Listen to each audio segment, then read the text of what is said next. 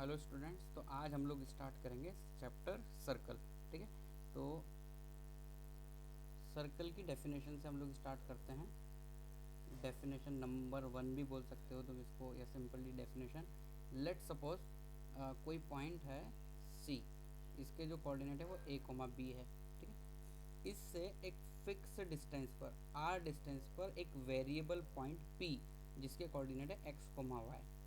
तो डेफिनेशन किस तरीके से है, अगर कोई पॉइंट फिक्स पॉइंट सी है, उससे वे फिक्स डिस्टेंस r पर अगर कोई पॉइंट इस तरीके से मूव करता है तो उस शेप को हम लोग क्या बोलेंगे, सर्कल बोलेंगे। तो वो शेप कैसी बनेगी, अगर हम लोग ये डिस्टेंस हमेशा r रखेंगे तो इस तरीके से हमें कोई शेप मिलेगी। ठीक है, तो सर्कल जैसा हम लोगों को इसको मानना है कि ये सर्कल शेप है। तो यहाँ पे क्या हुआ, ये फिक्स पॉइंट हो गया। तो ये फिक्स पॉइंट जो है सी, इसको हम लोग क्या बोल देते हैं, सेंटर।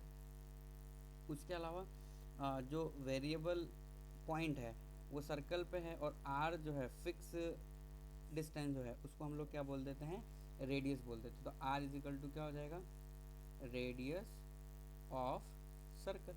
तो ये तो हो गई बिल्कुल बेसिक डेफिनेशन। अब अगर मान लो हम लोग इसको इक्वेशन की फॉर्म में लिखना चाहते हैं तो इक्वेशन की फॉर्म में भी लिख सकते हैं, क्योंकि हम बोल रहे हैं कि सी पी डिस्टेंस क्या होनी चाहिए, आर कांस्टेंट होनी चाहिए। तो हम दोनों तरफ क्या कर सकते हैं, इसका स्क्वायर कर सकते हैं। तो C P square is equal to क्या हो जाएगा, आर स्क्वायर। क्लियर। तो अगर हम यहाँ पे पॉइंट फॉर डिस्टेंस फार्मूला लगाएंगे तो सी से पी की डिस्टेंस निकाल सकते हैं हम लोग। तो कैसा आएगा, एक्स माइनस ए का whole square plus y minus b का होल स्क्वायर, क्योंकि मैंने दोनों तरफ स्क्वायर किया हुआ इसलिए यहाँ पे अंडर रूट लगाने की जरूरत नहीं है, is equal to r square. तो ये जो है ना, ये लोकस है हम लोगों का एक पॉइंट का, जो इस तरीके से चलता है कि उसकी एक फिक्स पॉइंट से जो डिस्टेंस है वो हमेशा क्या रहेगी, फिक्स रहेगी। तो ये हो गया। अगर मान लो हमारा फिक्स पॉइंट ऐसा है, इफ़ फिक्स पॉइंट जिसको हम सेंटर बोलते हैं वो ओरिजिन है 0,0, तो जो इक्वेशन है वो किस तरीके से जो है बन जाएगी, इक्वेशन हो जाएगी x square plus Y square is equal to r square. तो इसको हम लोग बोलते हैं स्टैंडर्ड इक्वेशन ऑफ सर्कल, जिसमें सेंटर इसका क्या रहता है, ओरिजिन रहता है, और इसका जो रेडियस है वो कितनी रहती है, आर। इसके काफ़ी सारे हम लोग एग्जाम्पल्स भी देख सकते हैं। क्लियर। तो इस तरीके से ये तो हो गया। अब जो स्टैंडर्ड फॉर्म है, इसके अलावा standard form of curve, curve जैसे कि मतलब कुछ भी हो सकता है, सर्कल, पैराबोला, हाइपरबोला, कुछ भी। तो एक जनरल इक्वेशन हम लोगों को चाहिए, तो वो क्या होती है, A X square plus B Y square plus 2 ji x plus 2 F Y plus 2 H X Y plus C is equal to 0। Clear. तो ये एक जनरल इक्वेशन है। ये जनरल इक्वेशन पैराबोला, हाइपरबोला कुछ भी हो सकती है। बट अगर ये इक्वेशन, जैसे इसको हम नाम दे देते हैं इक्वेशन नंबर फर्स्ट, तो इक्वेशन नंबर फर्स्ट सर्कल को कब रिप्रेजेंट करेगी, ये इक्वेशन सर्कल होगी अगर ए बराबर क्या होगा, बी, और दूसरी बात क्या होनी चाहिए, एच की जो वैल्यू है वो क्या होनी चाहिए, 0। तो ये जनरल इक्वेशन किसको रिप्रेजेंट कर देगा, सर्कल को रिप्रेजेंट कर देगा, है ना। तो अगर मान लेते हैं हम लोग एच 0 है और ए बराबर बी है, तो जो इक्वेशन बन के आएगी सर्कल की इक्वेशन, तो वो कुछ इस तरीके से आएगी सर्कल की equation, x square plus Y square plus 2 ji x plus 2 F Y plus C is equal to 0। ये सर्कल की इक्वेशन है। यहाँ पे ये तुम लोगों ने बोर्ड और जेई मेंस में भी पढ़ रखा है कि इसका सेंटर क्या होता है, तो इसका सेंटर क्या होता है, माइनस जी कोमा माइनस एफ। ठीक है। और अगर मान लो इसकी कोई रेडियस की बात करें तो इसकी रेडियस भी हम लोगों को पता होनी चाहिए। तो रेडियस कितनी होती है, under root G square plus F square minus C. अब क्योंकि ये वैल्यू अंडर रूट के अंदर है, तो इस वैल्यू का ज़रूरी नहीं है कि हमेशा पॉजिटिव है, ये नेगेटिव भी हो सकती है, जीरो भी हो सकती है। तो इस तरीके से हमारे पास 3 केस बन के आते हैं सर्कल के। कितने केस बन के आते हैं सर्कल के, 3। जैसे ये G square plus F square minus C है, ये पॉजिटिव आ गया तो हमें रियल सर्कल मिलता है, तो है ना। तो ये जो अंडर रूट के अंदर जो वैल्यू लिखी हुई है G square plus F square minus C, clear. तो इसको हम लोग क्या क्या कर लेते हैं, एक बार कर लेते हैं कि मान लो ये ग्रेटर देन 0 वैल्यू आई, तो उस केस में हम क्या बोलेंगे, रियल सर्कल। और अगर मान लो ये वैल्यू बराबर 0 आई तो उस केस में हम क्या बोलते हैं, point circle. Point circle means उसकी रेडियस क्या रहेगी, 0 रहेगी। और अगर मान लो ये वैल्यू नेगेटिव आ जाए, लेस देन 0 आ जाती है, नेगेटिव, तो अंडर रूट के अंदर नेगेटिव तो अनडिफाइंड होता है, तो उस केस में हम लोग सर्कल को बोलेंगे इमेजिनरी सर्कल। क्लियर? तो ये तो हो गया हमारा सर्कल की डेफिनेशन क्या होती है, ठीक है। और हम लोग जो है सर्कल की इक्वेशन को किस तरीके से लिखते हैं। अब सर्कल से रिलेटेड बहुत सारी प्रॉपर्टीज़ हैं जो वन बाय वन हम लोग पढ़ेंगे, ठीक है। तो अभी तक हम लोगों ने पॉइंट सर्कल और इमेजिनरी सर्कल के बारे में देखा है। अब दूसरी एक और फॉर्म हम देखना चाहते हैं सर्कल की, है ना, या फिर तुम बोल सकते हो डेफिनेशन 2 भी बोल सकते हो, पर इसका जो है वो टाइप अलग है। ये इसको बोलते हैं डायमीटर फॉर्म। क्या बोलते हैं? Diameter form. मतलब क्या है इसमें? तो जैसे कि मानो ये एक सर्कल है, ये एक सर्कल गिवन है हमें, और सर्कल के अंदर एक हम लोगों को, जिसे तुम लोग व्यास बोलते हो, वो गिवन है ना। तो व्यास गिवन है और उसके एंड पॉइंट हम लोगों को गिवन है। जैसे मान लो ये ए है, इसके कोऑर्डिनेट है x1, y1, और इसी तरीके से ये कोऑर्डिनेट है x2, y2। तो हम लोगों को है ना लास्ट पॉइंट दिया हुआ है, छेल्ला पॉइंट, या फिर तुम बोल सकते हो व्यास जो है उसके ए और बी पॉइंट हम लोगों को गिवन है। अब मैं तुम्हें बोलता हूँ कि इस पर एक कोई पॉइंट है P, x, y, ठीक है। अगर मैं ए से P को मिला देता हूँ, इससे ए से P को, और इसी तरीके से मैं क्या कर देता हूँ, B से भी P को मिला देता हूँ। तो जैसे कि ये मैंने लाइन बनाई, इसी तरीके से मैं यहाँ से भी एक लाइन ड्रॉ कर सकता हूँ B से P की तरफ, है ना। ये पॉइंट जो है वो क्या है, B। तो सब लोगों को पता है कि यहाँ पे जो एंगल है वो कितना होना चाहिए, 90 डिग्री, क्योंकि हाफ सर्कल पे जो एंगल बनता है उसकी वैल्यू कितनी होती है, 90 डिग्री वैल्यू होती है। क्लियर?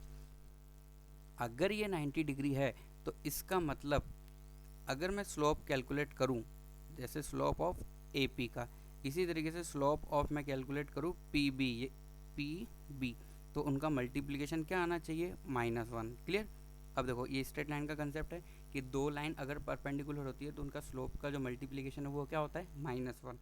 तो जो AD4 वाले बच्चे हैं उनको मैं स्ट्रेट लाइन बाद में पढ़ाऊँगा, ठीक है। हम लोग सर्कल से इसलिए स्टार्ट कर रहे हैं क्योंकि सर्कल से मुझे दोनों जगह स्टार्ट करवाना था सर।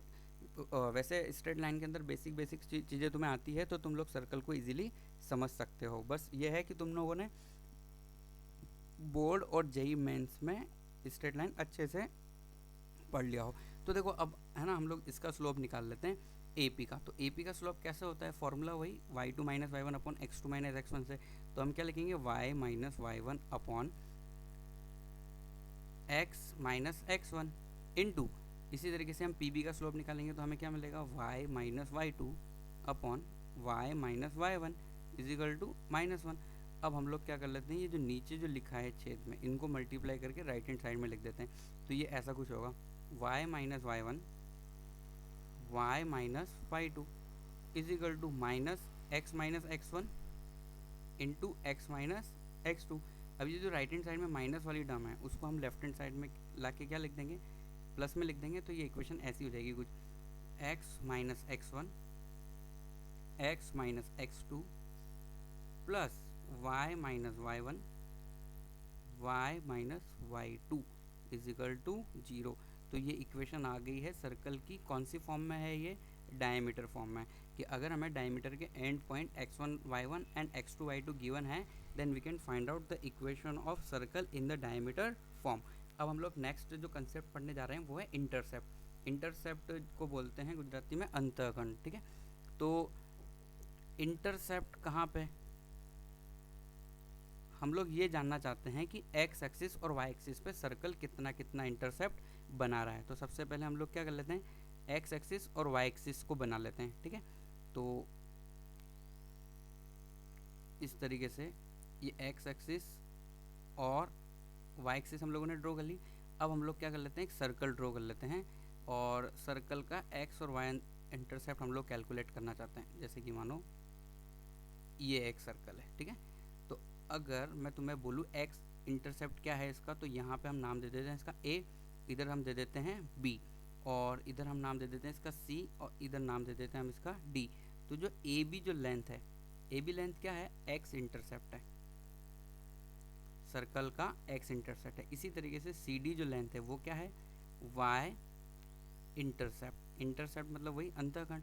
और जो सर्कल की जो इक्वेशन है, सर्कल कैसा है, जनरल इक्वेशन सर्कल की, x square plus Y square plus 2gx plus 2fy plus C is equal to 0। Clear. तो ये हम लोगों के सर्कल की इक्वेशन है। अब हम एक्स अंतःखंड फाइंड करना चाहते हैं। तो देखो, कोई भी कर्व एक्स एक्सिस को कहाँ इंटरसेक्ट करता है, ये फाइंड करने के लिए हम लोग क्या करते हैं, y को 0 रख देते हैं। तो हम क्या करेंगे, सबसे पहले हम फाइंड करना चाहते हैं एक्स इंटरसेप्ट। तो एक्स इंटरसेप्ट फाइंड करने के लिए हम y बराबर क्या रख देंगे, 0। तो अगर हम सर्कल की इक्वेशन में y बराबर 0 रखते हैं तो हमें इक्वेशन क्या मिलेगी, x square plus 2gx plus C is equal to 0। अब सभी को पता है ये द्विघात समीकरण है, मतलब ये क्या है, क्वाड्रेटिक इक्वेशन है। द्विघात समीकरण है मतलब क्वाड्रेटिक इक्वेशन है। हम लोग फाइंड क्या करना चाहते हैं, जैसे कि मैं तुम्हें बोलूँ कि ये वाला जो पॉइंट है ये है x1 y1, और जो b पॉइंट है अगर वो x2 y2 है तो हम फाइंड करना चाहते हैं actually x1 minus x2 mod में। मॉड मैंने क्यों लिखा है, क्योंकि x1 y1 और x2 y2 a और b या b और a पोजीशन हो सकती है, हम लोगों को तो डिफरेंस निकालना है कितना है। तो ये जो डिफरेंस है यहाँ से क्लियरली दो रूट आएंगे, एक आएगा x1 और एक आएगा x2। क्लियर। तो हम यहाँ से x1 x2 से जो है x1 प्लस x2 की वैल्यू जानते हैं, माइनस बी अपॉन ए से कितना हो जाएगा, -2g। इसी तरीके से x1 into x2 c bye ए से ये कितना होता है, c। बट हम लोग फाइंड क्या करना चाहते हैं, हम फाइंड करना चाहते हैं x1 माइनस x2 का होल स्क्वायर बोल देता हूँ चलो मैं। तो ये कैसे फाइंड होगा, x1 प्लस x2 का whole square minus 4x1 x2। ठीक है। तो अगर मान लो इसको तुम सॉल्व करते हो तो यहाँ पे हम लोगों को वैल्यू रखनी है। तो x1 प्लस x2 का होल स्क्वायर मतलब एक तो x1 माइनस x2 का यहाँ पे हम मॉड कर लेते हैं, स्क्वायर रूट कर लेते हैं दोनों तरफ। तो ये वैल्यू कितनी आ जाएगी हमारे पास, -2g का whole square minus 4x1 x2 जिसकी वैल्यू कितनी है, c है। तो हमारे पास जो आंसर आएगा, यहाँ से अगर हम 4 कॉमन ले लेते हैं तो x इंटरसेप्ट हम लोगों को मिल गया है। x intercept is mod x1 minus x2 की जो वैल्यू वही वो कितना हो जाएगी, 2√g square minus C. Clear. तो ये x इंटरसेप्ट के बारे में हम लोगों को पता लग गया। इसी तरीके से हम लोग सेकंड y इंटरसेप्ट भी कैलकुलेट कर सकते हैं। y इंटरसेप्ट करने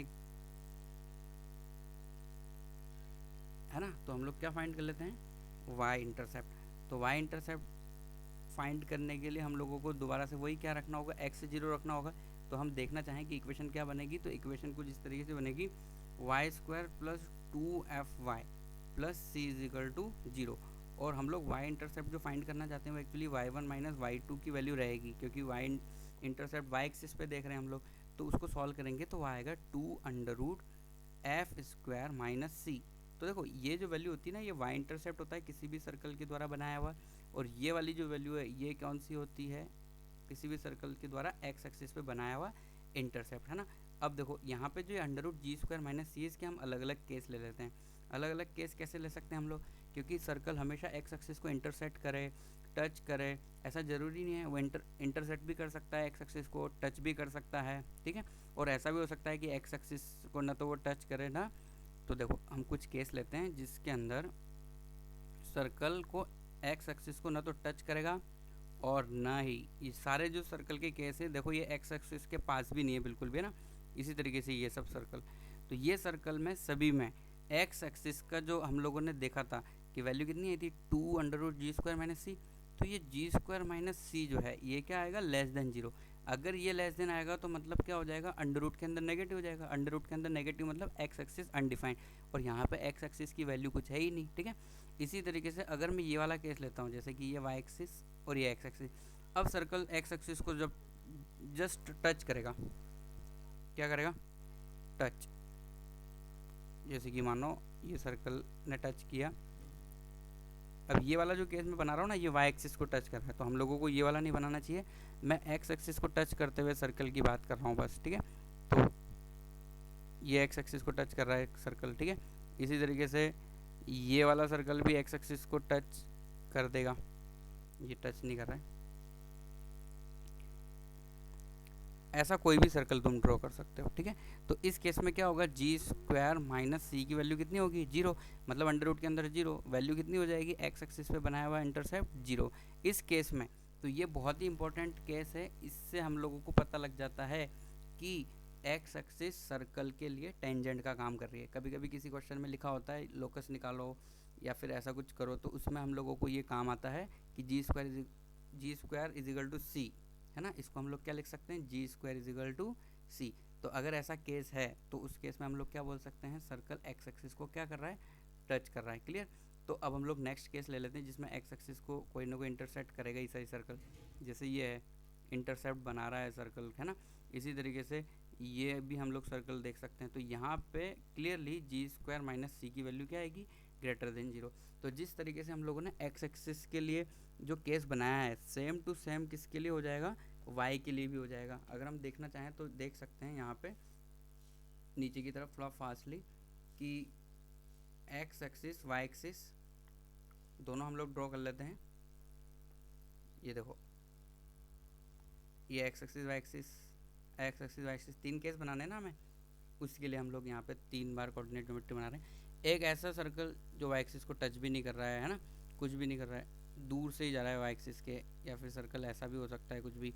और इस केस में क्या हो जाएगा, एफ स्क्वायर माइनस सी क्या हो जाएगा, नेगेटिव हो जाएगा। अंडर रूट के अंदर नेगेटिव मतलब वाई एक्सिस पे बना हुआ अंतःकरण क्या हो जाएगा, अनडिफाइंड हो जाएगा। इस तरीके से अब हम लोग वाई को टच करवाएंगे, तो ये सर्कल वाई को टच कर रहा है। इसी तरीके से ओरिजिन पे भी टच कर सकता है ये सर्कल, है ना, कहीं पे भी बस वाई एक्सिस को टच करना चाहिए। तो उस केस में एफ स्क्वायर माइनस सी की वैल्यू जो है वो कितनी हो जाएगी, जीरो, या f square is equal to तुम लोग बोल सकते हो सी होगा। अब नेक्स्ट केस, वाई एक्सिस पे कुछ ना कुछ इंटरसेप्ट बन रहा हो, कुछ भी बनना चाहिए, तो उस केस में क्या होगा, एफ स्क्वायर माइनस सी की वैल्यू क्या हो जाएगी, ग्रेटर देन जीरो। तो आई थिंक तुम लोगों को समझ में आ रहा होगा। सबसे पहले हम लोगों ने देखा एक्स इंटरसेप्ट और वाई इंटरसेप्ट निकालते कैसे हैं, और एक बार हम लोगों को पता लग गया कि कैसे निकालते हैं तो फिर हम उसमें केस बना सकते हैं, ठीक है। अब हम लोग कुछ कंसेप्ट पढ़ते हैं, जैसे कि एक क्वेश्चन मैं तुम लोगों को सॉल्व करवाना चाहता हूँ। ये बोल रहे हैं find the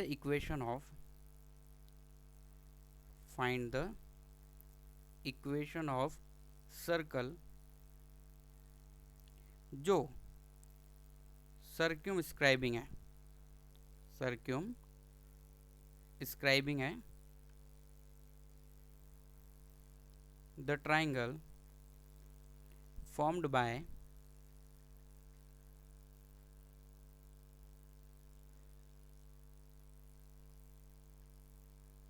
the lines L1। कुछ भी इक्वेशन ले सकते हैं हम लोग, 2x plus y is equal to 4। इसी तरीके से L2 एक इक्वेशन है, x plus 2y is equal to 5। और हम L3 इक्वेशन ले लेते हैं, x plus y is equal to 6। तो देखो यहाँ पे मैंने 3 लाइन ली है, और यहाँ पे अगर तुम लोगों को समझ में नहीं आ रहा हो क्या करना हो तो मैं थोड़ा डायग्राम से तुम लोगों को एक्सप्लेन करने की कोशिश करता हूँ। एक ट्राइंगल है, ये इस तरह का ट्राइंगल है, इसका नाम है ABC। अब ये L1 L2 L3 हम किसी को भी मान सकते हैं। सपोज करो मैंने मान दिया ये L1 है, ये L2 है, L3 है। तो देखो यहाँ पे क्लियरली ये जो वर्ड लिखा हुआ है सर्क्यूम स्क्राइबिंग, इसका मतलब क्या होता है, हमें सर्क्यूम सर्कल की वैल्यू निकालनी है, मतलब उसकी इक्वेशन निकालनी है। एक ऐसा हमें सर्कल निकालना है जो ABC तीनों से पास होता हो। तो मेथड 1 हम लोग बहुत इजीली कैलकुलेट कर सकते हैं। हम क्या करें, सबसे पहले find the points A, B and C। सबसे पहले हम ABC पॉइंट फाइंड कर लेते हैं, ठीक है।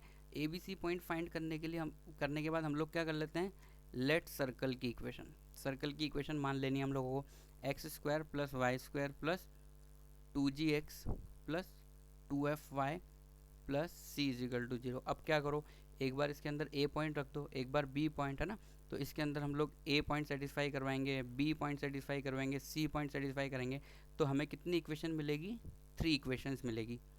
और 3 इक्वेशंस जो हैं उसके अंदर अननोन कौन कौन रहेगा, G, F एंड C। तो हम उसको फाइंड कर लेंगे, 3 इक्वेशन 3 अननोन, क्या फाइंड कर लेना है हम लोगों को, G, F, C। अगर ये तीनों आ जाता है तो उससे हम लोगों को सर्कल की जो है इक्वेशन मिल जाएगी। अब देखो मेथड 2 जो है वो एक नया है, हम लोग वो भी ट्राई कर सकते हैं। मेथड 2 के अंदर हम लोग इक्वेशन सर्कल की, अगर हम सर्कल को एस से रिप्रेजेंट करें तो हम सर्कल की इक्वेशन डायरेक्ट लिख सकते हैं। वो कैसे? L1 इंटू L2 प्लस कुछ कांस्टेंट मल्टीप्लाई कर दो, जैसे लैम्डा ले लिया। अब क्या करो, L1 L2 हो गया तो 2 3 ले लो, L2 L3 प्लस अब एक और कांस्टेंट म्यू ले लेते हैं, तो ये हो जाएगा L3 L1 इजिकल टू 0। अब देखो तुम यहाँ पे देखो ध्यान से कि दो लाइंस मल्टीप्लाई हो रही है, तो इसका मतलब एक्स स्क्वायर भी बनेगा, वाई स्क्वायर भी बनेगा, एक्स इंटू वाई वाली टर्म भी बनेगी, यहाँ पे भी ऐसा ही होगा, इधर भी ऐसा होगा। अब ये जो इक्वेशन है, इस इक्वेशन के अंदर कितने अननोन है? दो वेरिएबल है, या फिर वेरिएबल की जगह ज़्यादा सही शब्द रहेगा unknown. To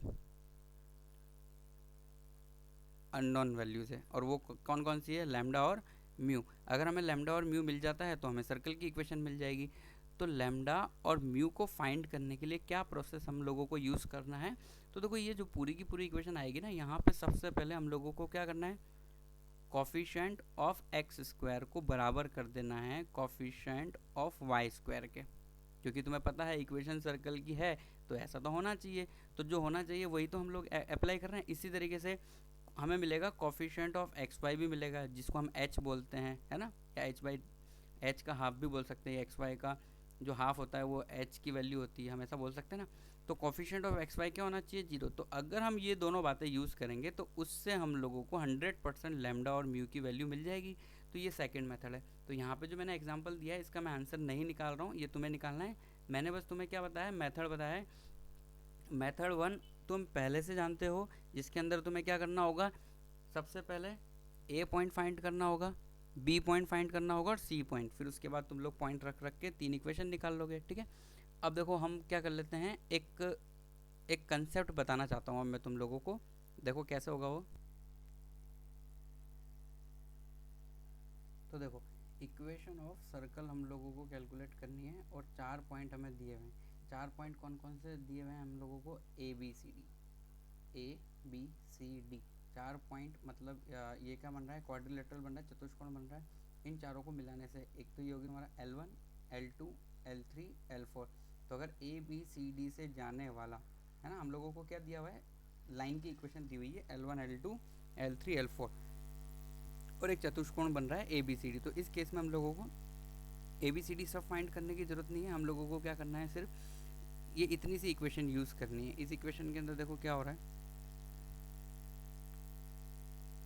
L1 L3 plus lambda L2 L4। तो ये 1 और 3 मतलब आमने सामने वाली साइड, ये 1 और 2 प्लस लैम्डा L2 L4 बराबर 0। तो अगर हम ऐसा करेंगे तो हमें सर्कल की इक्वेशन मिल जाएगी, जो L1 L2 L3 L4, देखो यहाँ पे ये लिखा हुआ है, the circle equation of circle circumscribing the quadrilateral whose sides are formed by the lines this. 4 line है, 4 लाइन बन के चतुष्कोण बनाएगा, चतुष्कोण के सभी A B C D point से जाने वाले हम लोगों को सर्कल की इक्वेशन निकालनी है, जो इस तरीके से होगी। लैम्डा निकालने के लिए हम लोगों को क्या करना है? अगेन वही हम लोगों को क्या कर देना है यहाँ पे? Coefficient of x square is equal to coefficient of y square कर देना है, क्योंकि सर्कल की इक्वेशन तभी होगी जब एक्स स्क्वायर और वाई स्क्वायर का सहगुणांक क्या होगा? सेम होगा, ठीक है। तो ये हो गया। अब हम लोग चलो एग्जाम्पल की तरफ बढ़ते हैं। तो क्या लिखा हुआ है? Find the number of circles touching the coordinate axis and the line 3x plus 4y बराबर 12। तो देखो हमें मैं सबसे पहले तुम्हें एक बात बोलना चाहूँगा, यहाँ पे वीडियो पॉज करके तुम इस क्वेश्चन का आंसर अपने आप कैलकुलेट करना। अगर नहीं समझ में आ रहा तो मैं अगेन समझा देता हूँ कि ये क्या बोल रहे हैं। एक्स और वाई एक्सिस है, क्लियर? तो एक्स और वाई एक्सिस बना ली जाए सबसे पहले। ये एक्स और वाई एक्सिस हम लोग बना चुके हैं। अब ऐसा हम लोगों को सर्कल बताना है। अब ये जो एक्स एक्सिस और वाई एक्सिस है, इसको थोड़ा हम लोग दोनों तरफ बना लेते हैं, ये वाली साइड भी हम लोग बना लेते हैं थोड़ा, और जो वाई एक्सिस है उसको भी थोड़ा हम लोग क्या कर लेते हैं? एक्सपांड कर लेते हैं इस तरीके से, है ना। तो ये लाइन सीधी माननी है हम लोगों को, और ये क्या है? ओरिजिन है। अब हम लोगों को एक इक्वेशन दी हुई है 3x plus 4y equal to 12, जिसको हम लोग अंतर्गण रूप में लिख सकते हैं x upon 4 plus y upon 3 is equal to 1। तो x अंतर्गण 4 और y अंतर्गण जो है वो कितना है? 3 है। तो अगर मैं उस लाइन को ड्रॉ करना चाहता हूँ तो इस तरीके से कुछ लाइन बनेगी, वो ऐसी ये लाइन बन गई, ठीक है। इस लाइन को हम जो है थोड़ा बड़ा भी बना सकते हैं। तो बड़ा बना लेते हैं, ज़्यादा सही रहेगा। ठीक है, तो ये लाइन कुछ इस तरीके से है, ऐसी ये लाइन है ना, ये गिवन लाइन है एल, इसको नाम दे सकते हैं हम लोग एल। अब हमें क्वेश्चन ये बताना है कि इस लाइन को और एक्स और वाई एक्सिस को तीनों को टच करते हुए कितने सर्कल पॉसिबल हो सकते हैं। ऑप्शन है 1 2 3 4। तो ये तुम्हें सोचना है। अब मैं इसका आंसर बताने जा रहा हूँ। तो देखो यहाँ पे सबसे पहले तुम लोगों के दिमाग में आएगा एक सर्कल तो बीच में, कि सर ये तो होगा ही सही, बिल्कुल होगा। एक सर्कल यहाँ पे होगा जो तीनों को क्या करेगा, टच करेगा, एक्स एक्सिस को भी टच कर रहा है, वाई एक्सिस को भी टच कर रहा है और लाइन को भी टच कर रहा है। क्लियर। अब जैसा हम लोगों ने ये फर्स्ट क्वाड्रेंट में बनाया है वैसा का वैसा ही हम लोग कहाँ बना सकते हैं, एक सेकंड क्वाड्रेंट में भी बना सकते हैं। तो सेकंड क्वाड्रेंट में जो बनेगा शेप जो है वो सर्कल की जैसा तुम लोगों को थोड़ा मानना है ना, ऐसा कुछ बनेगा, कुछ जो सबको टच करेगा। एक यहाँ पे बनेगा सर्कल, और इसी तरीके से एक फोर्थ क्वाड्रेंट में भी सर्कल बन सकता है कुछ इस तरीके से, है ना। तो ऐसा लगता है हमें 3 सर्कल होंगे, बट यहाँ पर पॉसिबिलिटी है एक और सर्कल की। ये लाइन को और जो एक्स और वाई एक्सिस को अंदर से टच कर रहा है उसी तरीके से बाहर से भी टच कर सकता है ना। तो वो जो सर्कल होगा उसकी साइज़ थोड़ी बड़ी होगी, इस तरीके से बनेगा वो सर्कल कुछ ऐसे, यहाँ से आएगा, इसको भी टच करेगा, इसको भी टच कर देगा, वो टच करवाया गया है वैसे। ठीक है, तो इस तरीके से ये सर्कल बनेगा। तो यहाँ पे तुम लोगों को समझना है टोटल कितने सर्कल पॉसिबल होंगे, 4, जो गिवन लाइन को और एक्स और वाई एक्सिस को सबको एक साथ टच करेगा। ठीक है, अब हम लोग नेक्स्ट क्वेश्चन की तरफ बढ़ते हैं। तो देखो क्या करना है हम लोगों को, find the equation of circle with A B as a diameter. ठीक है, find the equation of circle with A B as a diameter. हमें एक सर्कल की इक्वेशन निकालनी है जिसमें ए बी उसका व्यास है और ए और बी क्या है भाई, तो A B are the point of intersection, छेद बिंदु इस लाइन के और पैराबोला के, है ना। तो सबसे पहले हमारे दिमाग में एक मेथड आएगा जो पुअर मेथड है, जिससे हम लोग हमेशा सॉल्व कर सकते हैं पर थोड़ा बड़ा रहेगा। क्या करेंगे हम लोग, सबसे पहले पहले मेथड के अंदर सॉल्व करेंगे, सॉल्व इक्वेशन कौन कौन सी, y बराबर m x plus c and y square is equal to 4ax। और यहाँ से हम लोगों को क्या पॉइंट मिल जाएगा, ए और बी पॉइंट मिल जाएगा। अगर ए और बी पॉइंट मिल गया हमें तो हम कौन सी फॉर्म लगा देंगे, डायमीटर फॉर्म लगा देंगे। डायमीटर फॉर्म लगते ही हमें किसकी इक्वेशन मिल जाएगी, सर्कल की। तो ऐसा करने से हम लोगों को ए और बी पॉइंट फाइंड करना है, दोनों को सॉल्व करके। अब देखो मेथड 2 भी हम लोग देख लेते हैं ना, ये थोड़ा अलग है, तुम लोगों को इसको समझने की ज़रूरत है। तो देखो मैं सबसे पहले क्या करता हूँ, ये जो लाइन है, लाइन से y की वैल्यू उठा के मैं इसमें रख देता हूँ। तो मुझे बताओ क्या इक्वेशन मिलेगी अगर मैं y की वैल्यू इसके अंदर रख देता हूँ। ठीक है, तो मुझे ऐसा कुछ मिलेगा एम एक्स प्लस सी का होल स्क्वायर, है ना, Y square is equal to 4x। तो ये इधर राइट हैंड साइड में अगर मैं इसको ले आऊँगा तो ये कितना हो जाएगा, -4ax इजिकल टू 0। अब है ना, इस इक्वेशन को हम थोड़ा सॉल्व करते हैं। तो ये जो स्क्वायर है एम एक्स प्लस सी का स्क्वायर खोल देते हैं और एम स्क्वायर से डिवाइड कर देते हैं। तो हमें इक्वेशन कुछ इस तरीके से मिलेगी, एक्स स्क्वायर प्लस, ऐसा मैं इसलिए कर रहा हूँ क्योंकि मुझे एक्स स्क्वायर का जो कोफिशिएंट है वो कितना बनाना है, 1। तो यहाँ हो जाएगा हमारा 2m c minus 4a upon M square लिख सकते हो तुम नीचे, क्योंकि एम स्क्वायर से डिवाइड कर रहे हैं। और ये किसका कोफिशिएंट हो जाएगा, एक्स का। इसी तरीके से जो कांस्टेंट है उसमें भी सी स्क्वायर डिवाइड हो जाएगा, तो C square upon M square is equal to 0। अब इस इक्वेशन को ध्यान से देखना है, ये इक्वेशन नंबर 1 दे देता हूँ मैं यहाँ से नाम। यहाँ से हमें x की 2 वैल्यू मिलेगी, x की 2 वैल्यू मिलेगी तो वो क्या क्या होगा, एक तो कोऑर्डिनेट होगा a पॉइंट का x कोऑर्डिनेट मिलेगा, एक मिलेगा हमें b पॉइंट का x कोऑर्डिनेट। ये क्या है, a पॉइंट का x कोऑर्डिनेट, ये क्या है, b पॉइंट का x कोऑर्डिनेट। सिमिलरली जिस तरीके से हमने अभी y की वैल्यू रखी है, अब हम इक्वेशन 2 बनाएंगे। इक्वेशन 2 बनाने के लिए हम लोग y की नहीं अब x की वैल्यू रखेंगे सर्कल के अंदर, जैसा हमने यहाँ पे किया है पैराबोला के अंदर, वैसे अभी हम लोग करेंगे। तो वाई स्क्वायर माइनस 4ax, अब x की वैल्यू निकालेंगे हम लाइन से, तो y बराबर एम एक्स प्लस सी से x की वैल्यू निकालेंगे तो आएगा y माइनस सी बाय एम। तो y माइनस सी बाय एम हम लोगों ने वैल्यू निकाल ली है। क्लियर, इजिकल टू कितना चल रहा है ये, 0। अब देखो अगेन यहाँ पे तो कुछ करने की ज़रूरत ही नहीं है क्योंकि वाई स्क्वायर का कोफिशिएंट अलग है, बट कांस्टेंट और y जो है हम लोग थोड़ा अलग अलग कर लेते हैं। तो इक्वेशन क्या है, Y square minus 4a y minus C, तो इसको अंदर मल्टीप्लाई करते हैं तो क्वाड्रेटिक इक्वेशन बनाने की कोशिश करते हैं। तो क्वाड्रेटिक इक्वेशन कुछ इस तरीके से आएगी, y square minus 4a upon m। और यहाँ पे कितना हो जाएगा, ये y का कोफिशिएंट रहेगा। अब कांस्टेंट को अलग लिख देंगे तो ये क्या हो जाएगा, माइनस माइनस प्लस होके 4ac upon m is equal to 0।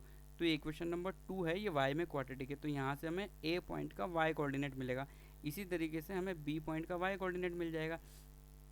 तो जो अब हम कैलकुलेट करना चाहते हैं कि सर्कल और पैराबोला के छेद बिंदु से जाने वाले सर्कल की इक्वेशन, तो वो इजीली आ जाएगी। बस हम लोगों को इक्वेशन फर्स्ट और 2 को क्या कर देना है, ऐड कर देना है।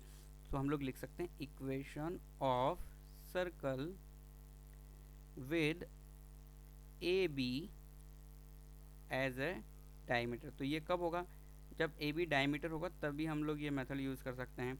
तो हम क्या करेंगे, इक्वेशन फर्स्ट और 2 को ऐड कर देंगे तो वो इक्वेशन आ जाएगी हमारे पास सर्कल की डायरेक्टली। तो देखो इसके अंदर तुम्हें जो पहला मेथड था उसमें एक्स और वाई की वैल्यू निकालनी है, कोऑर्डिनेट निकालना है, तो वो काम नहीं करना। तो हम लोगों को सर्कल की इक्वेशन क्या हो गई, देखो उस ऐड करेंगे हम तो x square plus Y square, इसलिए मैंने एक्स स्क्वायर वाई स्क्वायर का कोफिशिएंट पहले ही क्या बना लिया था, 1, 2mc minus 4a upon M square, है ना। ये एक्स के साथ जो था वो मैं लिख रहा हूँ एक्स, फिर साथ में क्या हो जाएगा minus 4a upon M into बाहर क्या चल रहा है y, प्लस कांस्टेंट ऐड हो जाएंगे C square upon M square plus 4ac upon M is equal to 0। तो देखो डायरेक्टली इक्वेशन आ चुकी है ये। अब तुम खुद एज्यूम कर सकते हो कि अगर c और m है, अगर मान लो तुम्हारे पास 1 2 3 वैल्यू नहीं है, तो ए बी पॉइंट फाइंड करके डायमीटर फॉर्म लगाना कितना मुश्किल हो जाता। ठीक है, तो अब हम लोग नेक्स्ट एक और एग्जांपल देख लेते हैं अभी कि भाई क्या हम लोग सॉल्व कर सकते हैं जितनी भी हम लोगों ने नॉलेज पढ़ी उसके according. Find circle touches the positive y axis. Okay, हमें एक सर्कल की इक्वेशन निकालनी है जो किसको, वाई एक्सिस की पॉजिटिव साइड को टच कर रहा है at the distance of 4 from the origin, मतलब नीचे से ऊपर की तरफ 4 डिस्टेंस पर वाई एक्सिस को टच कर रहा है, and cuts of the intercept of 6 unit from the x axis. Clear. तो हम लोग कोशिश करते हैं इसका डायग्राम बनाने का। तो सबसे पहले हम लोग एक सर्कल ड्रॉ कर लेते हैं, एक्स और वाई एक्सिस फिर ड्रॉ कर लेंगे, क्योंकि वाई एक्सिस को सर्कल को हम लोगों को क्या करवाना है, ड्रॉ टच करवाना है। तो टच करवा देते हैं हम लोग, चलो ऐसा कुछ होना चाहिए। ये टच हो गया, ये कौन सी एक्सिस है, वाई एक्सिस। इसी तरीके से हम लोगों को अब क्या बना लेनी चाहिए, एक्स एक्सिस, और ये एक्स एक्सिस है। क्लियर। तो डायग्राम आई थिंक तुम लोगों को समझ में आ गया। तो ये डिस्टेंस यहाँ से लेकर यहाँ तक, मतलब ओरिजिन से वाई एक्सिस को जो टच कर रहा है वो डिस्टेंस कितनी है, 4 गिवन है यहाँ से लेकर यहाँ तक की। ठीक है, और ये 6 यूनिट क्या है, अगर मान लो मैं इसको पॉइंट दे देता हूँ ए और इसको मैं पॉइंट दे देता हूँ बी, तो ये टोटल 6 है। ये टोटल कितनी डिस्टेंस है, 6 डिस्टेंस है। ओके, तो ये हो जाएगा क्लियर, है ना। तो एक तरीका तो ये है कि सबसे पहले क्या करो, इक्वेशन मान लो सर्कल की x square plus Y square plus 2gx plus 2fy plus C बराबर 0। फिर जो इन्फॉर्मेशन दी हुई है, जैसे कि हम लोगों को एक्स इंटरसेप्ट दिया हुआ है, एक्स इंटरसेप्ट का मतलब क्या होता है, 2√g square minus c is equal to 6। एक और हम लोग क्या ले लेते हैं, वाई एक्सिस को टच कर रहा है, तो वाई एक्सिस को टच करने के लिए हम लिख सकते हैं F square is equal to C. तो ये सब हम लोग यूज़ कर सकते हैं, बट उसके अलावा डायरेक्ट अप्रोच भी यहाँ पे हम लोग लगा सकते हैं। जैसे कि मान लो हम लोगों ने यहाँ पे जो पॉइंट दे दिया है ए और बी, तो इसका सेंटर यहाँ पे कहीं होगा, तो सेंटर से इधर परपेंडिकुलर बना देते हैं हम लोग। अगर यहाँ से हम परपेंडिकुलर बनाते हैं तो क्लियरली ये डिस्टेंस कितनी होनी चाहिए, 3। कौन सी वाली डिस्टेंस, ये वाली डिस्टेंस। अब ये क्योंकि परपेंडिकुलर है सेंटर से, तो ऑब्वियसली ये जो 4 दिया हुआ है वही होगा। तो यहाँ से यहाँ तक की डिस्टेंस कितनी हो जाएगी, 4 डिस्टेंस हो जाएगी। अगर मैं तुम्हें बोलूँ कि अगर मैं इस सेंटर को जिसका नाम है सी, इसको मैं ए से मिला देता हूँ, तो ये 3 और 4 की वजह से क्या हो जाएगी, 5। तो इस तरीके से हमें ए सी इज इक्वल टू रेडियस पता लग गई। क्या पता लग गई, रेडियस। रेडियस कितनी है, 5 यूनिट। अब हम लोगों को रेडियस पता लग गया, अब हम लोगों को सी का कोऑर्डिनेट चाहिए। तो सी का कोऑर्डिनेट क्या होगा, सी कितनी डिस्टेंस पर है ओरिजिन से, तो ओरिजिन से कितनी डिस्टेंस है हम लोगों को पता लगाना है। तो इतना तो हम लोगों को पता है कि ये वाली डिस्टेंस कितनी है, 3 है। क्लियर। और अगर हम ये फाइंड करना चाहते हैं, जैसे कि मान लो ये डिस्टेंस है ओरिजिन से, जो सी का क्या होगा, एक्स कोऑर्डिनेट, तो क्लियरली ये भी रेडियस है, तो रेडियस ये कितनी होगी, 5 होगी। तो इसलिए हमारा ये क्या हो जाएगा, एक्स कोऑर्डिनेट 5। और ये कितना ऊपर है, ये 4 ऊपर है, तो इसका वाई कोऑर्डिनेट क्या हो जाएगा, 4। तो बस सेंटर भी अब हम लोगों को मिल गया है इसका। तो सी जो सेंटर है वो कितना हो गया है इसका, 5,4। ये हो गया सेंटर। अब सेंटर आ गया, रेडियस आ गया, तो इक्वेशन में क्या दिक्कत है, तो इक्वेशन आ जाएगी सर्कल की कैसे, x माइनस 5 का whole square plus y minus 4 का whole square is equal to r square मतलब 25। तो ये हमारा आंसर है दिए हुए क्वेश्चन का। ठीक है, अब हम लोग नेक्स्ट आगे बढ़ लेते हैं। नेक्स्ट कंसेप्ट हम लोग पढ़ते हैं position of point with respect to circle. कि जैसे कि मान लो एक 3 सर्कल में ड्रॉ कर लेता हूँ। सबसे पहले सर्कल 1, सर्कल 2, ये सर्कल जैसा नहीं लग रहा है, थोड़ा इसको वापस से ड्रॉ कर लेते हैं हम लोग, ये सर्कल, और एक और हम लोग सर्कल ड्रॉ कर लेते हैं इस तरीके से। ठीक है, तो ये तो है इसका सेंटर, इसको हम नाम दे सकते हैं सी। क्या नाम दे सकते हैं, सी। अब एक पॉइंट है जो हो सकता है बाहर भी हो, x1, y1 इसके कोऑर्डिनेट है ना, हो सकता है वो पॉइंट कहाँ हो, सर्कल पे ही हो। एक और क्या पोजीशन है कि वो P पॉइंट यहीं पे ही हो, अंदर हो। तो कोई भी पॉइंट के कोऑर्डिनेट दिए हुए हैं, तो गिवन क्या क्या है हम लोगों को, 2 बातें गिवन है। एक तो सर्कल गिवन है ना, सर्कल की इक्वेशन गिवन है, इसको हम लिख सकते हैं X square plus Y square plus 2gx plus 2fy plus C बराबर 0 है ना। अब इसको हम ना शॉर्ट फॉर्म में ऐसा लिखेंगे, अब बार बार एस बराबर 0। एस बराबर 0 हम किससे रिप्रेजेंट करेंगे, सर्कल से। इसी तरीके से हम लोगों को एक पॉइंट भी गिवन है, और पॉइंट का नाम है P, उसके कोऑर्डिनेट है x1, y1। अब हम ये पता लगाना चाहते हैं कि पॉइंट सर्कल के रेस्पेक्ट में कहाँ है। तो एक तरीका तो ये है कि इसकी डिस्टेंस निकाल लो रेडियस से, सेंटर से डिस्टेंस निकालोगे, रेडियस से ज़्यादा होगी तो पॉइंट बाहर है। अगर इसकी डिस्टेंस सेंटर से रेडियस के बराबर है तो सर्कल पे, और अगर कम है तो अंदर है। उसके अलावा एक और तरीका है, उसको बोलते हैं हम S1 कैलकुलेट करना। S1 का क्या मतलब होता है, पॉइंट सेटिस्फाई करवा रहे हैं हम सर्कल की equation, x1 square plus y1 square plus 2gx1 plus 2f(y1) plus c है ना। ये जो वैल्यू है इसको बोला जाता है S1। तो अगर S1 ग्रेटर देन 0 है तो ये वाला केस होगा फर्स्ट वाला, S1 ग्रेटर देन 0। और ये क्या है, S1 बराबर 0। S1 0 बराबर 0 का मतलब ये है कि पॉइंट सेटिस्फाई कर रहा है, इसलिए सर्कल पे है। और ये है S1 लेस देन 0। तो अगर हम लोगों ने कोई पॉइंट सर्कल की इक्वेशन में रखा और हमें वैल्यू मिली पॉजिटिव, तो पॉइंट कहाँ होगा, बाहर। नेगेटिव मिली तो अंदर, और बराबर 0 मिला तो सर्कल के ऊपर ही पॉइंट होगा। ठीक है, अब हम लोग एग्जाम्पल्स और सॉल्व कर लेते हैं सर्कल से रिलेटेड। देखो ये, if the joining of x1 y1 and x2 y2 makes an obtuse angle at x3 y3, मतलब एक लाइन है, इफ़ द जॉइनिंग, या लिख सकते हैं इफ़ द लाइन जॉइनिंग, यहाँ पे लाइन वर्ड आना चाहिए। If the line joining the x1 y1 and x2 y2, इसके हम लोग नाम भी दे देते हैं पॉइंट के, है ना। जैसे मान लो मैंने ये पॉइंट दे दिया A, ये पॉइंट दे दिया मैंने B, इसको नाम दे देते हैं हम C। तो देखो ये क्या कहना चाहता है कि A और B को मिलाने वाली लाइन, अगर वो C पर कोई पॉइंट एंगल बना रही है ऑब्ट्यूज, तो इस तरह का जो रिजल्ट है जो यहाँ पे लिखा हुआ है हम लोगों को प्रूव करना है। ये क्लियर। तो ये क्वेश्चन क्या कह रहा है, मैं अगेन तुम लोगों को बता देता हूँ। देखो ऐसा है, ये A है और ये B है, C पॉइंट यहाँ पर है, ये दिया हुआ है कि ऑब्ट्यूज है, इसलिए मैंने ऐसा डायग्राम बनाया है ना। तो ये है x1 y1 और ये है x2 y2 और ये है x3 y3 जो पॉइंट है C। तो हमें प्रूव करना है ये गिवन रिजल्ट। तो तुम अपने आप ट्राई कर सकते हो पॉज करके। अब मैं सॉल्यूशन स्टार्ट कर देता हूँ इसका।